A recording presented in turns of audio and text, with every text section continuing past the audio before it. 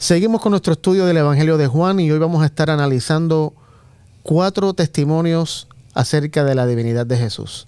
El testimonio de Juan el Bautista, el testimonio del Padre, el testimonio de Pedro y aún el testimonio de las multitudes que luego de experimentar y ver lo que Jesús dijo y lo que Jesús hizo, no les quedó la menor duda de que Jesús es el Hijo de Dios.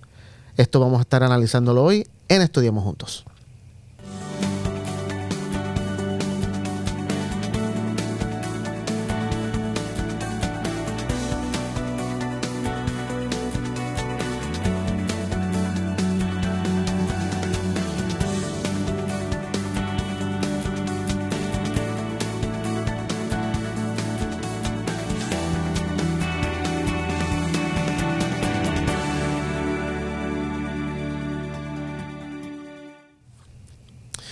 Muy bienvenidos sean todos a otra edición de Estudiemos Juntos. Estamos contentos como siempre de todas las semanas poder estar aquí con ustedes que fielmente nos ven para estar en nuestra mesa aún desde la distancia y poder estudiar más a profundidad la palabra de Dios. Estamos hoy como siempre con Joel y con Sammy. Denar hoy lamentablemente no está con nosotros, pero estamos acá listos para comenzar nuestro estudio de Juan, que realmente ha sido un evangelio muy bueno de estudiar. Así que hoy, como ya mencionamos, vamos a estar analizando el testimonio de 4 personas, cuatro personas, aunque la multitud no son personas, pero ¿qué dijeron ellos de Dios y por qué dijeron eso de Jesús específicamente? Después de haber escuchado las predicaciones de Jesús, después de haber visto tal vez cosas sobrenaturales. Y vamos a ver, porque Juan justamente lo que quiere enseñarnos, como hemos venido diciendo todo este trimestre, a través de ese evangelio, Juan quiere que creamos que Jesús es el Mesías y que Jesús es Dios, es la revelación de Dios. Y eso es lo que estos testimonios me parece que dan. Así que vamos a comenzar con una oración. Sammy, ¿pudieras comenzar orando y le damos inicio? Padre, gracias por la oportunidad que tenemos de estar aquí juntos, estudiando tu palabra. Pedimos la guía de tu Espíritu Santo, que nos ilumine y nos lleve hacia toda la verdad y que podamos a través de este estudio conocerte más a ti, conocer más a Jesús y que sea de bendición este estudio para todos aquellos que escuchan. En el nombre de Jesús, amén. Amén. Ok, quiero comenzar hoy con una pregunta, más que nada, porque es algo que lo vemos en todos los evangelios, obviamente, pero Juan tal vez más marcado. Cada vez que Jesús tiene una predicación, tiene un encuentro, hace un milagro, hay un grupo que esa evidencia la ve y no confirma, pero los hace creer en lo que es Jesús, en quién es Jesús. Pero hay otro grupo que experimenta y ve exactamente lo mismo y confirma la falta de fe o negar que Jesús es Dios. O sea, el mismo evento, un grupo de personas cree y el mismo evento, un grupo de personas lo hace decir, no puedo creer. ¿Por qué pasa eso? ¿Cómo es posible que veamos todos la misma evidencia, pero lleguemos a conclusiones totalmente diferentes? La dureza del corazón, me imagino. Claro, yo lo que creo también es que todos ven la misma evidencia, todos reciben la misma impresión de un poder externo o interno, que es el Espíritu Santo, y ahí está la libertad de cada uno. Unos ceden, o sea, se dejan llevar por el Espíritu y otros se resisten al Espíritu. Okay. O sea, los que no creen generalmente tienen que negar. No es que decir, no creo. No, sino que lo vemos que se enfurecen muchas veces, empiezan a perseguir, se enojan.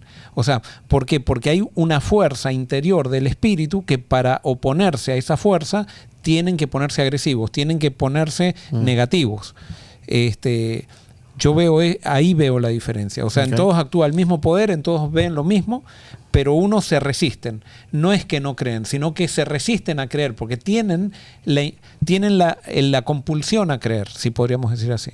Entonces, porque hago la pregunta, porque muchas veces, no sé si hay personas que piensan, bueno, si yo voy a la iglesia y no veo que las personas tal vez están, no sé, como que aceptando el mensaje o algo, entonces capaz que no viene de Dios. No sé si me hago entender con eso. Es como que tal vez hay personas que están al borde de la decisión, pero ven la decisión de otros como que, él no lo aceptó, pues está bien, pues yo tampoco lo voy a aceptar. Como que no sé, como que no Claro. No les genera el creer por ver otros que tampoco creen. Claro, yo creo que el mensaje de Dios siempre genera controversias. Genera, por un lado, vida y por otro lado genera controversias. O sea, por eso cuando generalmente los mensajes neutros no vienen de Dios. O sea, que no generan nada. Claro, okay. O sea, esos no vienen de Dios. Pero cuando nosotros vemos que hay algo que levanta controversias y eso, ahí tenemos que parar la atención porque puede ser o que sea verdad o que sea mentira. Pero la verdad siempre genera controversia porque es contracultural. Y eso es lo que realmente, y me gusta que dijiste eso, porque justamente en estos 4 ejemplos que vamos a ver, eso es justamente lo que vamos a evidenciar. Que hubo gente que con la misma evidencia se levantó en contra de Jesús y aún en contra de los seguidores de Jesús. Así que vamos entonces rapidito al testimonio de la primera persona, que es Juan el Bautista. Vamos a Juan capítulo 3 y vamos a leer los versículos 23 al 36. Juan 3, 23 al 36. ¿Quién lo lee? También Juan bautizaba en Enón. No, perdón, en Enón. Ya necesito lentes.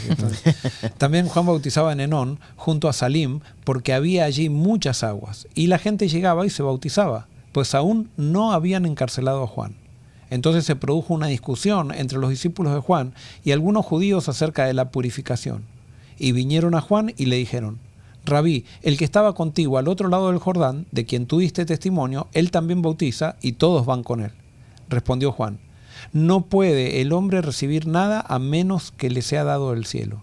Vosotros mismos sois testigos de que dije: yo no soy el Cristo, sino que soy el enviado delante de él. El que tiene a la esposa es el esposo, pero el amigo del esposo, el que está a su lado y lo oye, se goza grandemente de la voz del esposo. Por eso, mi gozo está completo. Es necesario que él crezca y que yo disminuya. Hasta el 32. Está bien, pero déjalo ahí por ahora y después seguimos allá. Porque el 31 es donde empieza a decir lo que realmente... Sí, pero quiero comentar algo de esta sección primero. Así que aquí, y esto creo que lo habíamos comentado ya en otra lección también, es interesante que están los discípulos de Juan teniendo un debate literalmente con la versión, en el original. Hay algunos manuscritos que hablan con los judíos, pero en los manuscritos, en el original dice que era un individuo, un judío. No se sabe quién era ese individuo, pero evidentemente este individuo les dice a los discípulos de Juan de Jesús. Porque luego de debatir con este individuo, entonces los discípulos de Juan van donde Juan le dicen: Rabí, escuchamos que Jesús está bautizando con sus discípulos más gente que nosotros.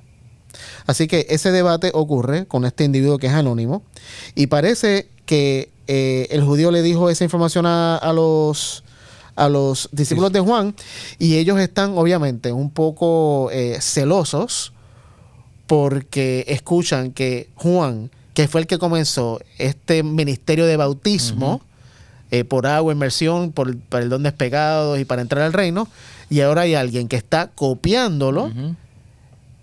Y está haciendo más. Y está haciendo más. Está yendo mejor que entonces ellos dicen como que esto no puede ser posible. O sea, esta envidia de que alguien haga lo mismo que tú estás haciendo después que tú y que tenga más éxito, los estaba molestando. Y evidentemente no es algo que ocurría solamente en la época de Juan. Es algo que aún en el día de hoy lo vemos, pero 100%. Muy marcadamente, y no solamente en círculos religiosos, lo vemos en círculos políticos, en círculos de negocios, aún en las familias, ¿viste? Los hijos muchas veces tienen esa envidia de que el otro, el menor, tal vez hizo algo que el mayor hizo, y como lo hizo mejor, ya el mayor está celoso y todo lo demás. O sea, el espíritu evidentemente de Satanás estaba tratando de meterse en los discípulos de Juan, y capaz que por influencia tal vez llegar hasta el ministerio de Jesús también. Sí, crear conflicto entre ellos. Que le llegara tal vez a los oídos de los discípulos de Jesús. Entonces, tan interesante es esta reacción de los discípulos de Juan, que número uno, ven que el ministerio y la popularidad de Jesús está creciendo y el de ellos se está apagando y se resisten. Tienen los celos porque ellos comenzaron lo de bautismo y ahora alguien les está quitando el lugar. Pero me llama mucho la atención, mira lo que dice la parte final del versículo 26, cuando le dicen a Juan, hemos escuchado que del quien tuviste testimonio, que era el Cristo, está bautizando más, y dice, y todos van a él en lugar de venir a nosotros. O sea, los celos y la envidia o no sé qué emoción sentían era tal que no los dejaba ver objetivamente lo que estaba pasando, porque justamente el versículo 23 nos dice que Juan todavía bautizaba gente. O sea, había gente que iba a Juan. No todos iban a Jesús. Claro, pero los discípulos de Juan, estos discípulos, como los discípulos de Jesús también después con Jesús, no entendían la misión de Juan. O sea, ellos querían que todos vengan a ellos. O sea, ellos querían ser el centro. Y la misión de Juan era hacer de Cristo el centro. Lo mismo pasó con los discípulos. O sea, los discípulos también querían ser ellos el centro. Y nos pasa a todos eso, ¿no? Y no pasa hoy también con las diferentes denominaciones, también. Que a veces queremos nosotros ser el centro y que todos vengan a mí, que todos vengan a mi iglesia, que todos vengan a mi denominación. Nosotros somos. Y si hay alguien que está creciendo y que está en otra iglesia, no sé, eso tengo es que... de Satanás. Sí, es de Satanás, ¿viste? Justamente esta semana estaba hablando con alguien, recibí una noticia muy, muy linda de un joven que ¿viste? No se crió en círculos cristianos ni nada, y tuvo un encuentro en su trabajo, sobrenatural, podría decir, y de momento dice, quiero estudiar ministerio. Y se fue a una iglesia evangélica a estudiar ministerio. Y entonces hay una persona muy allegada a este individuo que como que se incomodó un poco, o le está diciendo a este muchacho, pero no estudies en el seminario evangélico, tienes que ir a estudiar al seminario adventista, y no vayas a esa iglesia, ve a la iglesia adventista. Como si el hecho de que fuera una iglesia evangélica minimizara la obra, la misión, la importancia de lo que está haciendo allí. Como que si no es conmigo, estás en contra mía. No, y ¿sabes lo que es interesante? Que a veces envidian eso. Por ejemplo, ha pasado, no me menciono el nombre, pero he visto cómo jóvenes se van a otra iglesia, otra denominación, porque acá los estaban limitando, no los dejaban hacer nada, no los dejaban ser libres. Entonces ahora están prosperando en este otro lugar. Entonces se molestan. Que están allá con el mundo, están con el diablo, con Babilonia, todo. Pero tú los quieres tener acá para limitarlos. Porque no es como que si están acá los va a dejar que ministren, que hagan el trabajo de Jesús. Entonces, no los quieres allá, pero entonces acá los quieres controlar. Para mí ese es el punto. Para mí al final del día es que quieren estar en control. Si no están en control, entonces todo lo ven mal. Sí. Y eso era justamente lo que tenían los discípulos de El Juan. gran problema de cuando nos juntamos los seres humanos, no importa dónde, cómo nos llamemos, es como que todos somos seducidos por el control, seducidos en el sentido por querer controlar. Sí. Y cuando comenzamos a controlar, quitamos de lado el espíritu. Y al quitar de lado el espíritu estamos haciendo la tarea más nociva que puede haber. O sea, porque justamente la vida de la iglesia cristiana se nutre del espíritu. Entonces eso es algo natural en todos los sistemas humanos, y por eso tenemos que ser conscientes que el control no es de Dios. Y por eso esta gente se molestó mucho. Tal vez la palabra que algunos usarían hoy es estoy preocupado. En vez de molestarme, me preocupa mucho eso. Sí. Estaban preocupados, se molestaban porque habían otras personas que estaban teniendo éxito en la misma misión, o sea, es el mismo trabajo, la misma misión, el mismo objetivo. Otros tienen éxito, ellos no. Y se molestan en vez de tener la actitud de Juan, que justamente, mira lo que dice Juan, adelantándome un poco acá. De Juan el Bautista. Sí, Juan el Bautista, cuando dice en el versículo... El 30. El versículo 29. ¿Cómo termina el versículo 29? Lo que dice Juan, hablando del novio. Para que acá. Así que esta alegría mía ya se ha cumplido, eso. Bueno, la tuya dice así. El que tiene ese. Ajá, sí. El que tiene a la esposa es el esposo, pero el amigo del esposo, el que está a su lado y lo oye, se goza grandemente de la voz del esposo. Ahí está. La versión mía dice, por lo tanto... mi gozo está completo. Ahí está. La mía dice, por lo tanto, oír que él tiene éxito me llena de alegría. Es como que, ¿por qué no podemos alegrarnos de que hay otros que también están creciendo, tal vez más que nosotros, en la misma obra que estamos haciendo? Porque al final del día no estamos todos trabajando para el reino. Y ahí es que está la clave. Claro, pero entonces cuando nos identificamos por doctrinas, pensamos que el que tiene una doctrina diferente a nosotros no está. Está en contra. Está en contra. No es, O sea, tan siquiera podríamos decir, bueno, tiene una doctrina diferente, pero ya cuando tiene una doctrina diferente pensamos que está en contra, pensamos que está siendo dirigido por Satanás. Y hay que competir para Claro. saber para que sepa que está Claro. incorrecto. Y es un pensamiento, ¿por qué? Es un pensamiento muy egocéntrico, porque también cuando queremos que vengan a nosotros, con eso estamos dando por sentado de que nosotros ya llegamos. Exacto. Y si nosotros analizamos la Biblia, el reino nunca es una llegada, es un peregrinaje. O sea, vamos a llegar solamente cuando Cristo venga. Claro. O sea, pero hasta que venga Cristo estamos en un peregrinaje. Nadie llegó. Nadie tiene toda la verdad todavía. Nadie ha alcanzado a ser el preferido de Dios, como que a través de ese grupo Dios se manifiesta a todo el mundo. No, Dios se manifiesta en todo. Dios, cuando hay un grupo que no está dispuesto y cambia la actitud, Dios trae magos de Oriente para enseñarle al pueblo que tiene las profecías, que ellos no las conocen, incluso las profecías. Le dicen, a ver, cuéntenos las profecías, ¿dónde van a ser el Mesías? Y vienen con la profecía, le enseñan la profecía, pero ¿quién encuentra al Mesías? No lo encuentran los que saben la profecía, lo encuentran los que tienen la correcta actitud. Tremendo. Y eso al final del día es lo importante. Y por eso yo creo que Juan, parte del testimonio que está dando es la actitud correcta. No solamente se alegra de que el ministerio de Jesús está creciendo, sino que él dice, es que así tiene que ser. Él tiene que crecer y yo tengo que Ahora, vamos bajar. a especular un poquito. ¿Quiénes se habían ido con Jesús que eran discípulos de Juan? Juan Andrés. Juan y Andrés se habían ido con Jesús. Y los que se quedaron con Juan, es más, todos se tendrían que haber ido con Jesús. Y Juan hubiera estado contento. Pero me imagino que los otros, estos que se quejaban, deben haberse quedado con Juan, porque cuando Juan y Andrés se fueron con Jesús, Jesús todavía no tenía éxito. Entonces, no, es acá. Y ellos se quedaron para ser fieles a Juan el Bautista.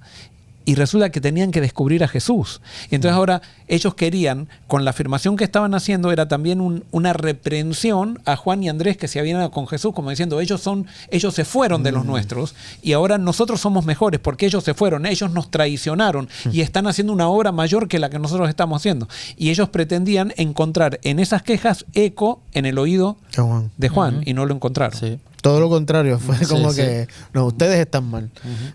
Muy bien, entonces vamos a seguir entonces ahora del versículo 30 al 36. Del 30. Es necesario que Él crezca y que yo decrezca. El que viene de arriba está por encima de todos. El que es de la tierra es terrenal y habla cosas terrenales.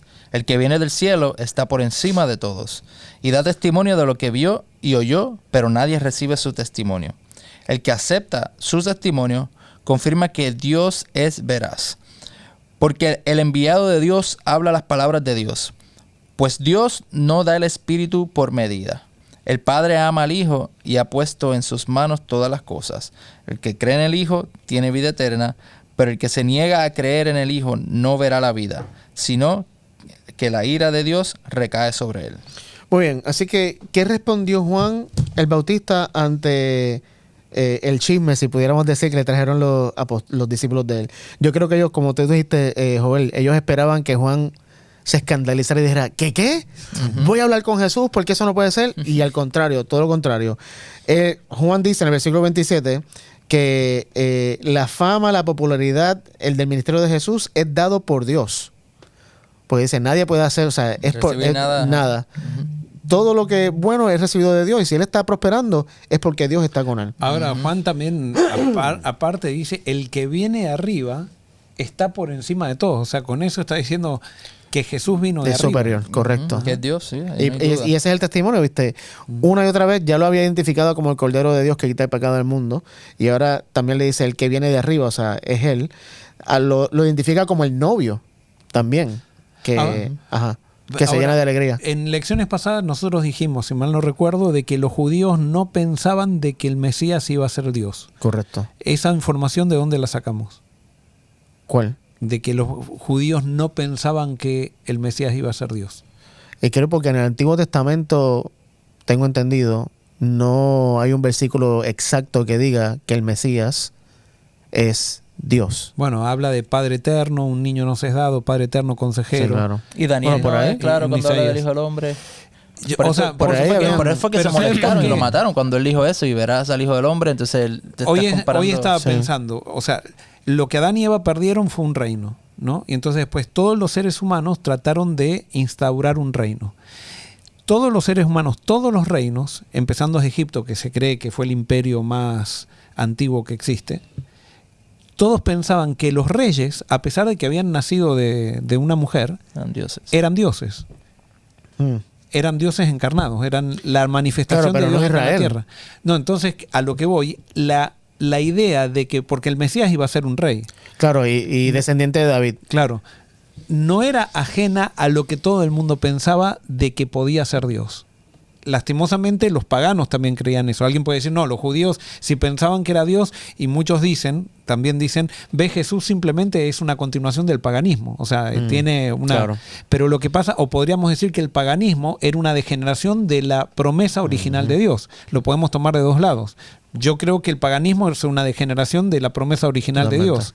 Entonces, en todas las culturas paganas, el rey era la manifestación divina. Y entonces, el Mesías iba a ser rey, que iba también a ser descendiente de una mujer, como todos los reyes del mundo eran descendientes de una mujer. Entonces, darle una connotación divina al Mesías no era algo totalmente antinatural. Era algo que estaba en todas las culturas. Simplemente quiero aclarar eso. Ahora, pero ¿por qué tanta oposición cuando Jesús decía que él era Dios? Claro. Ante el pueblo Porque y había los gente líderes. que se resistía a eso. Exacto. Y quizás podían decir, no, los paganos piensan así. Claro. ¿Entendés? Sí, O sea, sí. Es un buen punto. No lo había visto así. Así que acá Juan dice que el ministerio de Jesús viene de arriba, lo identifica como el novio y se llena de alegría. Luego dice, es necesario, él debe o tiene en el original que crecer y yo tengo que menguar, ser inferior. Pero quiero terminar esta sección con el versículo 36, el último, donde dice, y hablando en mi versión en la Nueva Traducción Viviente, dice, los que creen en el Hijo de Dios tienen vida eterna. Los que no obedecen al Hijo nunca tendrán vida eterna, sino que permanecen bajo la ira del juicio de Dios. Ahora, Joel, yo quiero que tú la leas de la tuya. ¿La tuya es la Reina Valera? sí. O sea, puedes leerlo desde la tuya. El que cree en el Hijo tiene vida eterna, pero el que se niega a creer en el Hijo no verá la vida, sino que la ira de Dios está sobre él. Ok, a mí me llama mucho la atención ese versículo, porque obviamente menciona dos cosas. El que cree tiene vida eterna, y el que no cree dice que la ira de Dios Está sobre él. está sobre él. Pero fíjate que antes de decir que la ira de Dios está sobre él, dice, el que no cree no verá la vida. Cuando yo voy al original, la palabra ver, o no verá, la palabra verá, es la palabra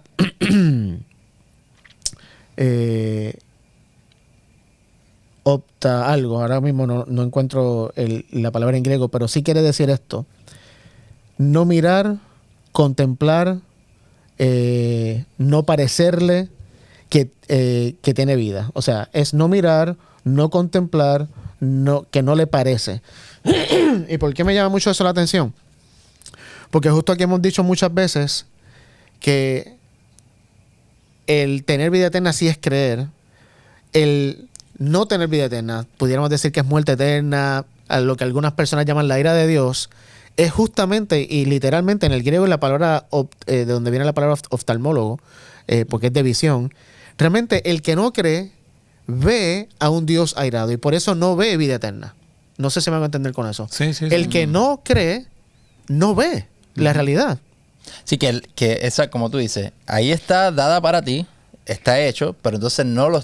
Correcto. Te está impidiendo tu Entonces, propia vista. exacto. ¿no? Entonces lo que veo, en vez de ver vida, lo que veo es la ira de Dios que está sobre mí.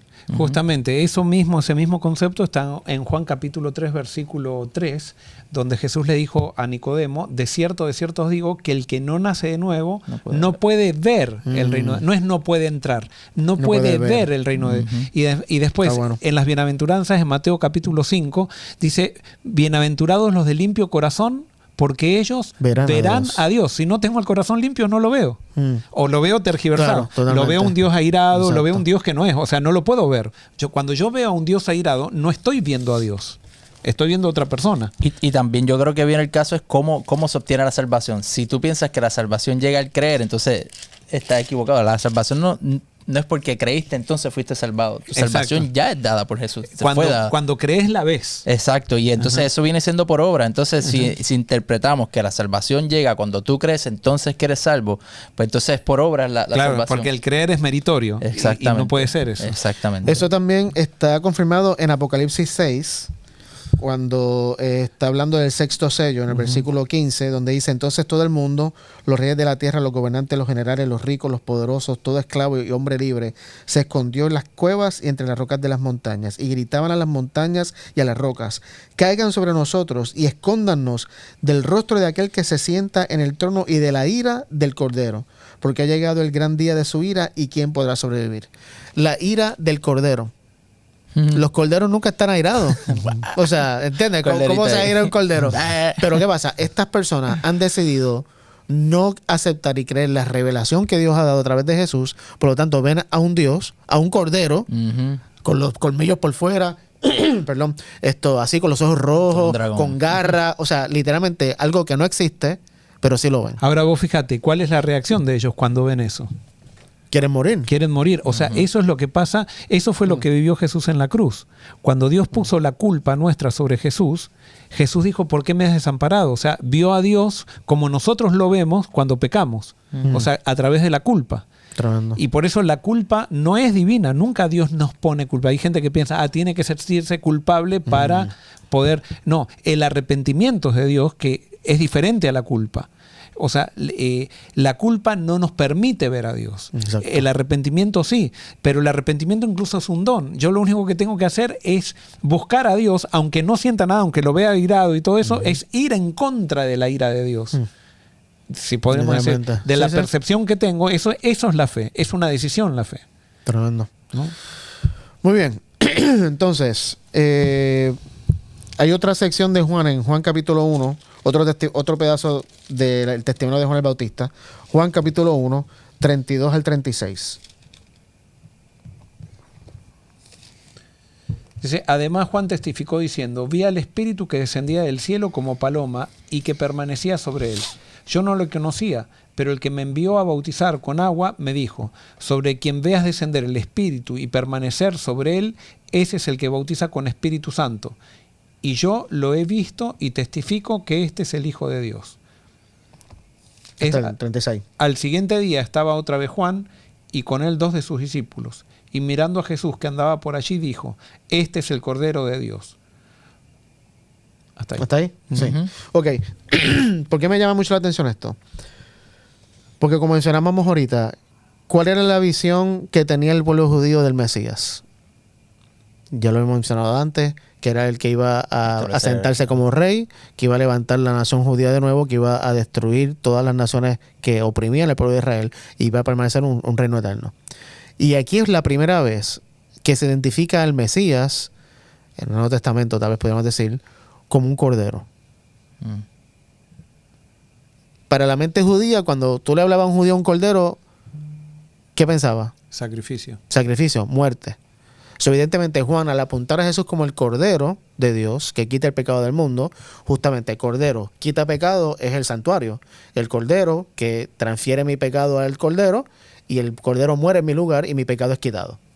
So, a lo que voy es, cuán chocante era la visión, no hay otra palabra para eso, no la percepción, La identificación. la identificación del Mesías que Juan hace, que todas estas personas están haciendo con lo que por años el pueblo judío creía. ¿Juan qué? Cuán chocante. O sea, pero era chocante con respecto a las expectativas que tenían. Correcto, sí, porque nadie pensaba que el Mesías iba a ser el Cordero. No, porque ellos estaban pensando en los romanos. Exacto, ¿entiendes? Sin embargo, se olvidaron que en Isaías 53:7 Isaías identifica al Mesías como Cordero fue llevado al matadero.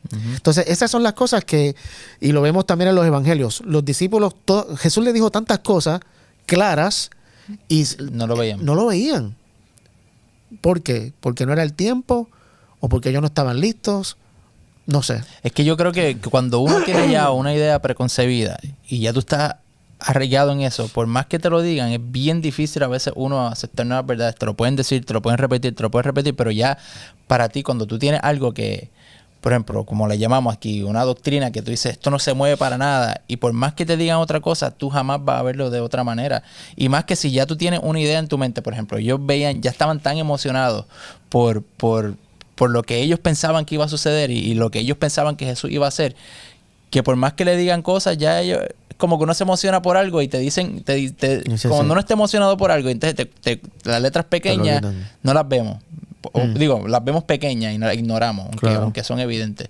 Yo creo que eso pasa. Como ser humano nos emocionamos quizás con una idea, nos arraigamos ahí y por más que te digan otra cosa, no hay forma. Y por eso y lo hemos dicho aquí muchas veces también, si Jesús no hubiera venido antes y llegara a nuestros días, cuán chocante y diferente sería la realidad del Mesías a la que nosotros tenemos hoy en día. Y cuán fácil sería para nosotros dejar, como tú dices, todo lo que por 50, 40, 30 años hemos aprendido, y nuestros padres y por ahí muchos más años, y decir, no, yo voy a aceptar esta realidad. Es que Jesús sigue viniendo. Es verdad. Sigue viniendo. Y nosotros seguimos rechazando. O sea, no hemos cambiado. El ser humano no ha cambiado. Y siempre se ha dividido. Ante Jesús se ha dividido la humanidad en gente que se deja llevar por él y gente que se resiste. Gente que hace de sus ideas de Dios su Dios, y otra gente que renuncia a sus ideas para conocer la realidad de Dios mismo. Y renunciar a mis ideas quiere decir renunciar a mí mismo. Sí. Eso no es fácil. Y eso es pasar por la puerta estrecha.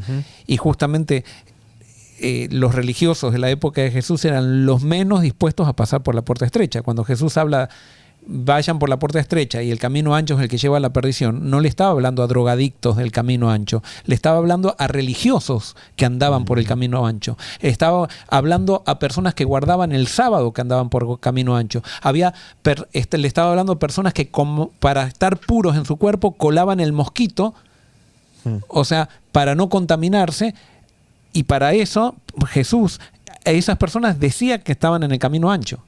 O sea, nosotros pensamos que el que está en camino ancho es aquella persona que está viviendo una vida perdida, totalmente degenerada. No, el que está en el camino ancho es aquel que no quiere renunciar a sí mismo. ¿Eso sería lo que es metanoia? Claro. O sea, ese cambio de mente. Exacto. Y me pregunto, porque, o sea, creo que me contestaron a mí, me pregunta en la mente. O sea, al final del día, el Espíritu obra en todos para que tengamos esa metanoia. Pero al final del día es o me resisto a esa impresión o me rindo a esa impresión. Sí. Es que esa es la historia de la humanidad. Y los cambios cuestan. Yo creo que a todos nos pasa. Cualquier cambio es difícil de aceptar y depende cuán aferrado estás. Por ejemplo, a veces tú estás trabajando con algún equipo y tú tienes una idea de algo que tú quieres hacer y llevas pensando en esa visión y es tu sueño y de repente que te digan que eso no es la manera que lo vas a hacer. Eso es bien complicado. Entonces tú tienes que tener la humildad para decir, tú sabes, dejar que el Espíritu sea el que tenga la razón, aunque tú hayas hecho cualquier plan o lo que sea. Cuando Dios quiere entrar a tu vida y te das cuenta que eso no es complicado y pasa a todo ser humano nos pasa, pero para eso hay que tener la humildad del Espíritu, decir, ok, tú estás sobre todo y me rindo, no importa mi idea, ahora, lo que sea. Vos fíjate, en el Evangelio de Marcos específicamente, habla todo el tiempo el Evangelio de los nocivas que son las tradiciones, en contra del descubrimiento del Dios verdadero. O sea, son las tradiciones generalmente las que se ponen en contra de lo que Dios es. Y a pesar de que está en el Evangelio claro y todo eso, lo primero que hacemos los cristianos cuando nos reunimos, nos ponemos juntos, es crear tradiciones. Sí. Y si vas a cualquier iglesia de hoy en día, a pesar de que ya pasaron 2000 años, Dios nos dejó el Evangelio, nos mostró que los judíos, porque por causa de la tradición rechazaron a Jesús, nosotros seguimos rechazando a Jesús por causa de nuestras tradiciones. Es horrible.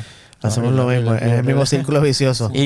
Bueno, por ejemplo, todos los años hacemos, después de, por lo menos mi familia, después que yo hago el pavo en Thanksgiving, y después de eso vamos a buscar un arbolito de esos naturales, y siempre todos los años hemos hecho eso. Y este año mi esposa compró un árbol que no es natural.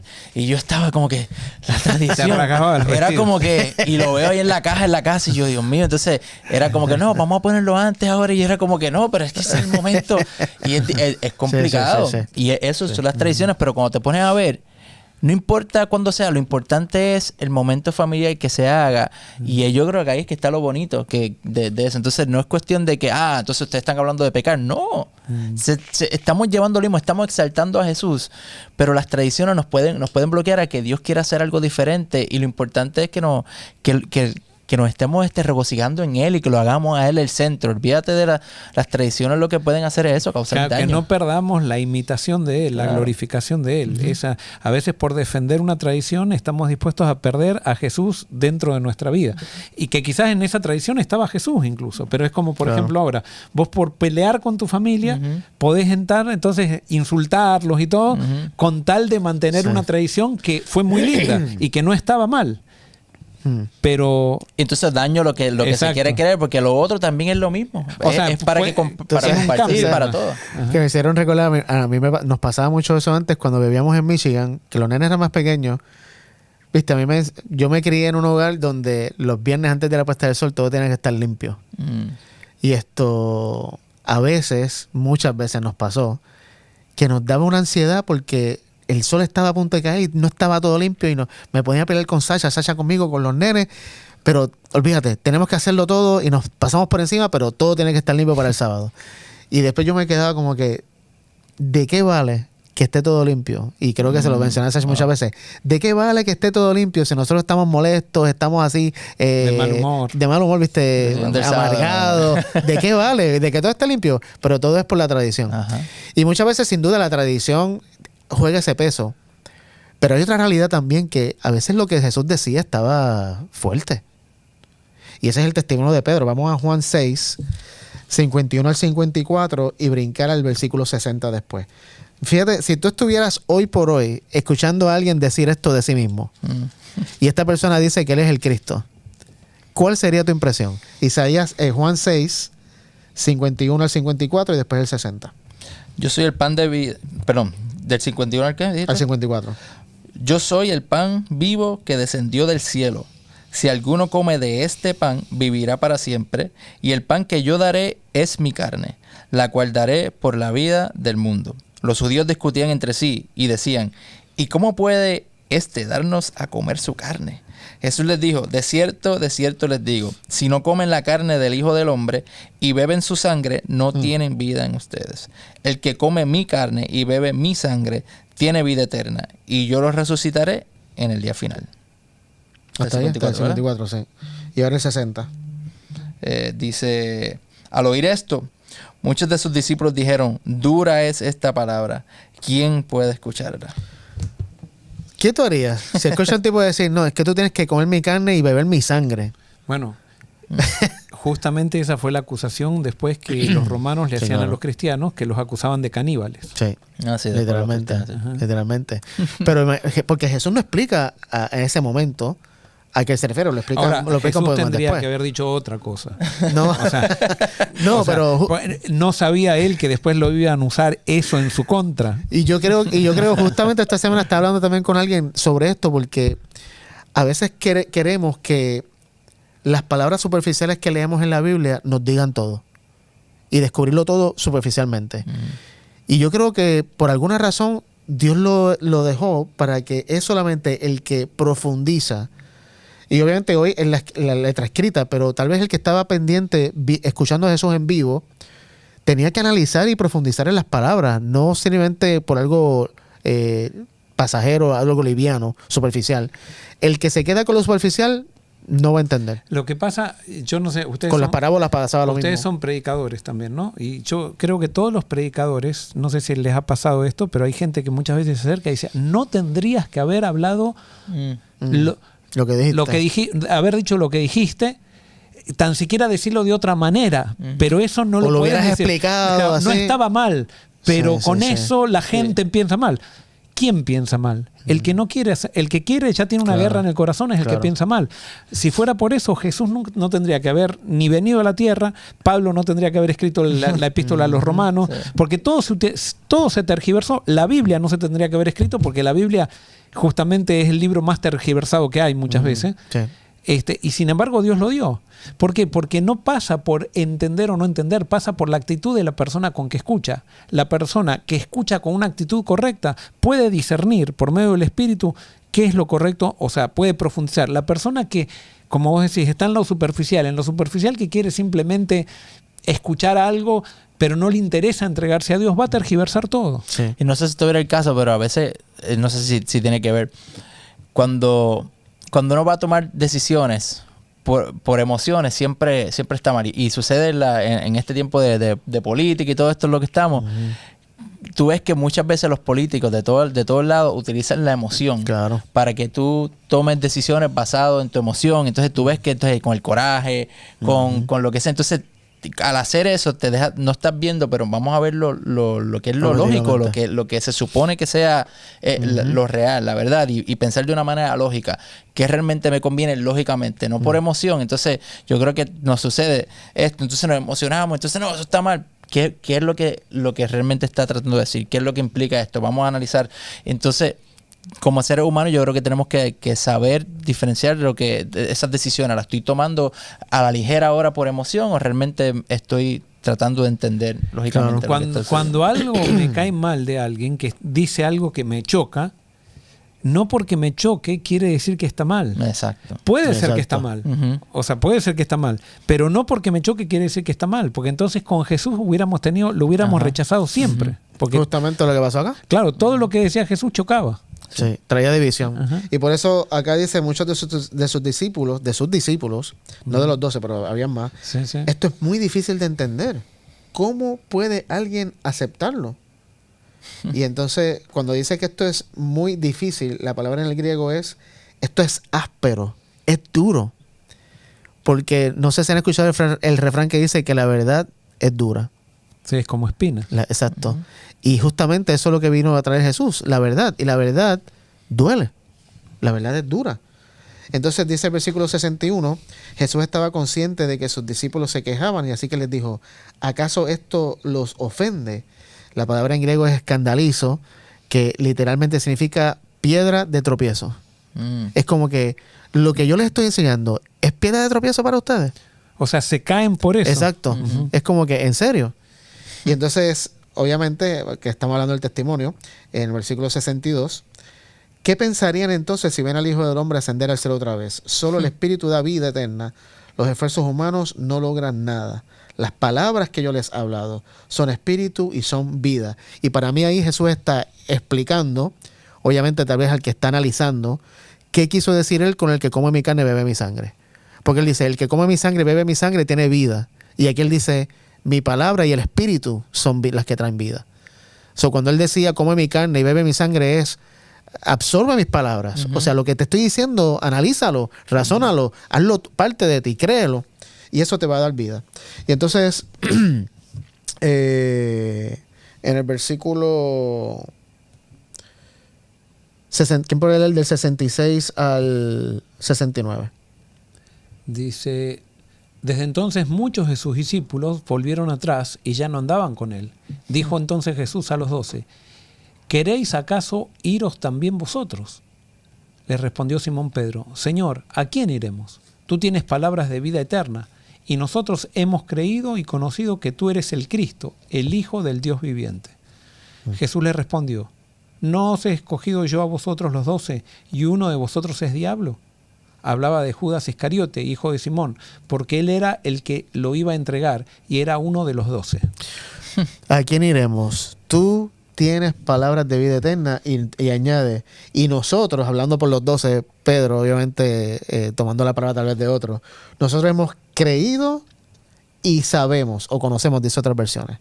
Esas dos palabras para mí son clave. La palabra creído en el griego pisteo es dar crédito, tener convicción, pensar que es verdad, ser persuadido o depositar confianza.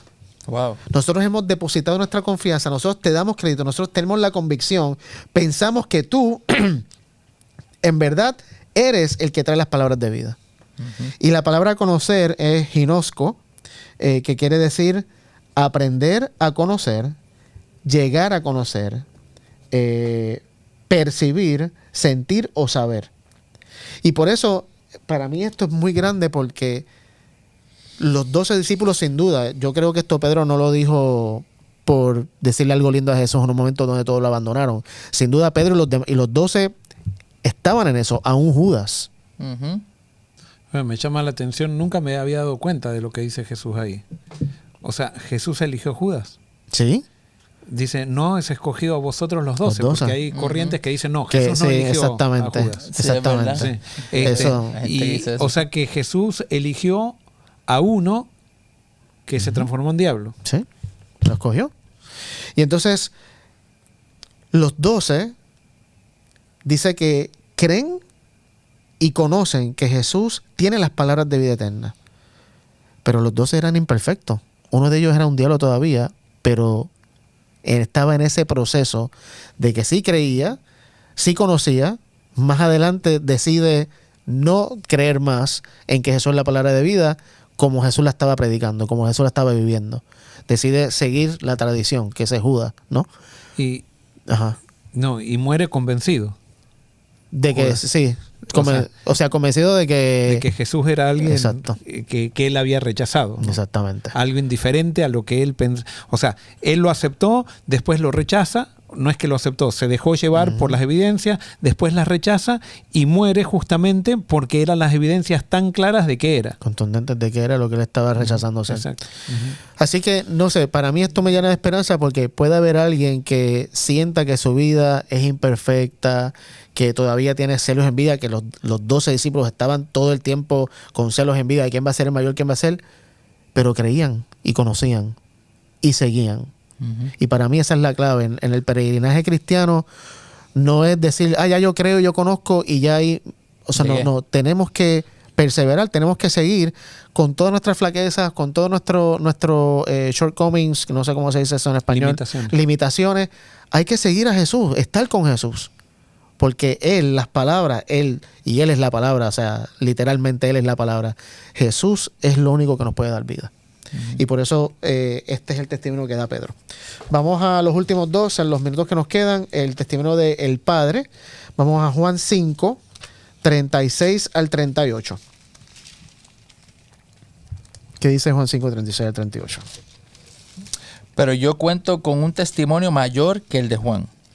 Y son las obras que el Padre me dio para que las llevara a cabo. Las obras mismas que yo hago son las que dan testimonio de mí y de que el Padre me ha enviado.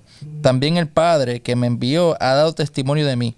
Ustedes nunca han oído su voz, ni han visto su aspecto, ni tienen su palabra permanente en ustedes, porque a quien Él envió ustedes no lo creen. ¿Sigo hasta cuándo? Hasta el 38. Ya. Ok.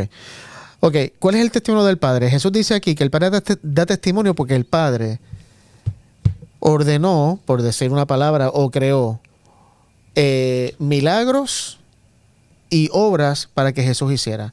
Y esas obras y esos milagros iban a ser testimonio de que Jesús era el quien era. La revelación de Dios. Aparte de los milagros y las obras que Jesús hizo, que el Padre le dio para hacer, en Mateo 3:16 y en Lucas y en Marcos también está la evidencia cuando Jesús es bautizado y sale del agua, dice que se escuchó, bajó la paloma y se escuchó una voz que decía, este es mi hijo amado en quien tengo mucho contentamiento o en quien me gozo. Que es interesante porque después del bautismo de Jesús, Jesús es guiado al desierto para ser tentado y justamente las tentaciones de Satanás eran contrarrestar lo que el Padre ya había dicho de la identidad de Jesús. El Padre dijo, este es mi hijo amado en quien tengo contentamiento, y Satanás todo el tiempo era, sí eres el Hijo de Dios, sí eres el Hijo de Dios, sí eres el Hijo de Dios. Así que es el testimonio. Pero hay otro testimonio aún mayor, que para mí es uno de los más grandes. Dos más. Mateo 17, 5 y 6, y alguien que lea 2 de Pedro 1, 17 y 18. ¿Quién busca Mateo? Yo busco 2 de Pedro, entonces. Ok, Joel, Mateo 17, 5 y 6. Sammy, 2 de Pedro 1, 17 y 18. Y Joel, lee tú el primero, el Mateo. Dice así, mientras él aún hablaba, una nube de luz los cubrió y se oyó una voz desde la nube que decía, este es mi hijo amado, en quien tengo complacencia, a él oíd. Al oír esto, los discípulos se postraron sobre sus rostros y sintieron gran temor. Muy bien, el contexto es la transfiguración. Sí. Todo se llena de una nube y se escucha la voz de Dios que dice lo mismo que en el bautismo, pero aquí añade, escúchenlo a él. Escúchalo a él. Segunda de Pedro, Pedro en su carta también lo menciona. 17 y 18, ¿verdad? Sí. Pues cuando él recibió de Dios Padre la honra y la gloria, desde la magnífica gloria le fue enviada una voz que decía: este es mi Hijo amado, en quien me complazco. Y nosotros oímos esa voz, que venía del cielo mientras estábamos con él en el Monte Santo. Así que esta gente escuchó y reconoció que era la voz de Dios la que habló, y lo escucharon claramente. Y entonces hay un testimonio, otro testimonio, que y me gusta estas interjections, dicen en inglés, estas intervenciones del Padre hablando, mano, confirmando el ministerio de Dios. Cuando los griegos vienen a visitar a Jesús, que quieren verlo, Juan 12. Buscando, ¿sí? Juan 12, 27 al 28, Joel. Los lee. Juan 12, 27 al 28. Sí. Dice, y si hoy... Juan 12. Estoy en Sí. Mateo, perdón. Sí. No sé si quieras leerte algún par de versículos antes, pero... Con razón no lo encontraba. Juan 12, 27. El 27 y 28 es donde lo dice, sí. Ahora está turbada mi alma. ¿Y qué diré? Padre, sálvame de esta hora. Pero para esto ha llegado mi hora. Padre, glorifica tu nombre. Entonces vino una voz del cielo. Lo he glorificado y lo glorificaré otra vez. Y la multitud que estaba allí y había oído la voz decía que había sido un trueno. Otros decían, un ángel ha hablado. Muy bien. Sí, está ahí. No, está ahí. Ajá. Así que el Padre vuelve y enfatiza, no, yo te he glorificado, te voy a glorificar de nuevo y siempre te voy a glorificar. Pero acá viene lo que recién decíamos hace un rato. Vos fíjate que la gente que tiene una disposición escucha una voz. La gente que no tiene disposición escucha un trueno. Increíble. O sea que todo depende de cómo nosotros estamos con Dios. O sea, cómo no vamos a escuchar la voz de Dios, le vamos a dar otra característica, va a ser un trueno para nosotros si es que estamos lejos de Dios. El que está cerca o que tiene una actitud de dejarse llevar por Dios, escucha la voz de Dios. Y que no es Dios, sino es de nosotros. Es un problema nuestro. Claro. Ahora, vamos a, tal vez, para ser un poquito más prácticos, ¿cómo podemos llegar a ese estado? ¿A cuál estado? Al de poder reconocer que es Dios. O sea, yo creo que escuchamos y no nos resistimos. No resistirse. Pero el resistirse no es algo ya humano, de que es natural en nosotros resistirnos. Sí, pero por eso cada día muero.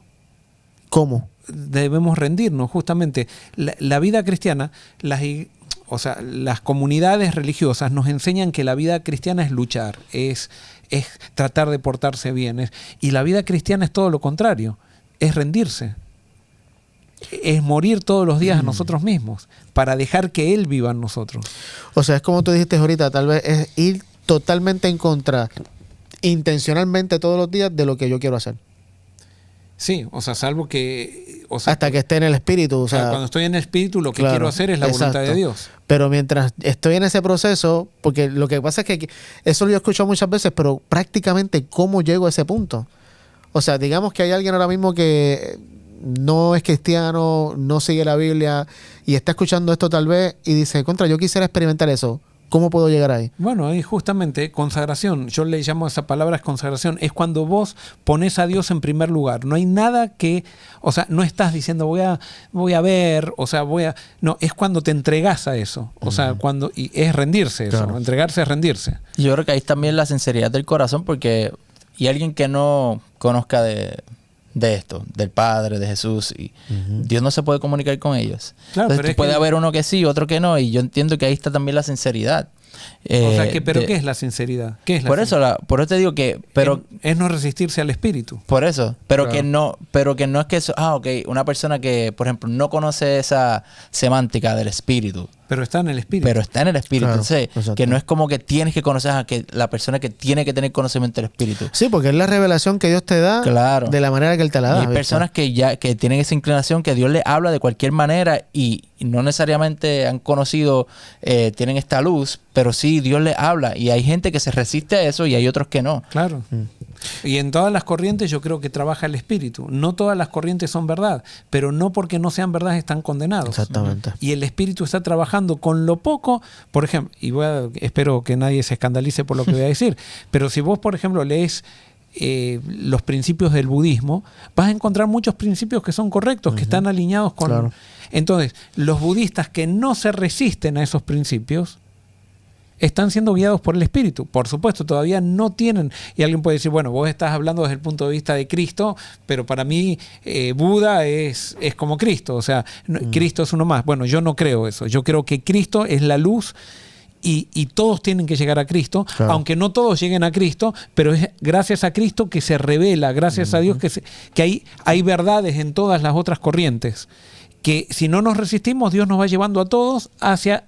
Y si no nos resistimos, va a llegar un momento que nos encontremos en Cristo. Y nos damos cuenta de que, mira, esto no me conviene. Por ejemplo, vamos a ponerle que alguien que te está escuchando te diga, ok, entonces el budista que dice que tiene que ¿sabes? Para llegar a Nirvana tiene que, me lo sé en inglés, pero en español sería como que deshacerse de todo, desprenderse de todo. Sí, entrar en la conciencia de la nada. Exacto, entonces tienes que desprenderte, no puedes amar, no puedes estar con tus hijos, no puedes hacer nada. Entonces ya no estamos diciendo eso, pues eso mismo el espíritu, si tú eres sincero, ya tú verás, no, esto no me conviene. ¿Cómo yo voy a dejar de amar a mis hijos? ¿Cómo yo voy a dejar? Esto no tiene que ver, y por eso el equilibrio perfecto, de donde es completa los principios de vida, que si vos los aplicás no te hacen daño, es en Jesús. Totalmente. Después todas las otras tenés principios correctos, pero hay ciertos principios que si los aplicás te hacen daño. Y por eso, como dije ahorita, si estamos en ese camino, aunque no hayamos llegado, que fue lo que tú dijiste al principio, o sea, es un peregrinaje, no es llegar. Exacto. Estamos en ese camino, todos estamos a niveles diferentes, todos estamos en experiencias diferentes, pero estamos en el camino. Y eso yo pienso que es lo que Dios quiera. Que estemos en ese camino y que sigamos con las revelaciones que Él diariamente nos está dando. Y que vayamos creciendo, caminando, hasta que Él llegue.